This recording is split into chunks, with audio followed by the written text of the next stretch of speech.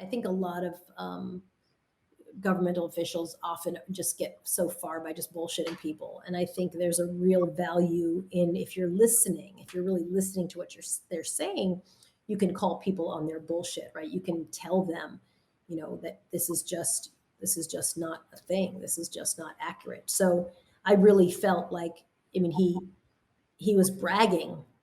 It was a really good example of the value of just listening in an interview, and calling. He had done that, and he had done a similar interview, I think, with Paula Zahn that night before. So I kind of knew what he was saying, and it just made no sense. I mean, to be bragging about something when everybody knew it was a big giant failure, it was crazy. But he certainly tried it. How do you evaluate your own handling of that interview, looking back at it? I look back. I haven't watched it in a zillion years, but I thought it was a good interview because I thought it was, he needed someone to say, how are you possibly bragging about this?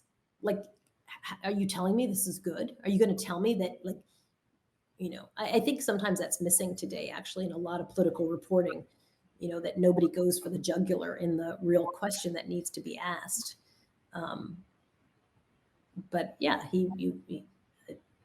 what he was saying was indefensible and inaccurate. I mean, ticking off all these things that were on their way was insane, and he had been getting away with it.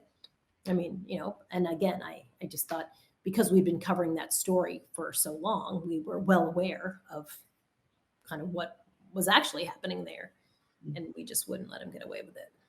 Do you think his resignation, just like a week later, had anything to do with the way people saw him in that interview? No, I think he was just terrible. And I think, I mean, if it wasn't me, it was just accumulation of, he was just obviously incompetent and shouldn't be in that job, and failed.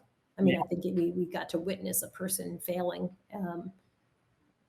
in a very big way, kind of on live TV. So no, I will take no credit for that. I think he did it all on his own, Mr. Brown.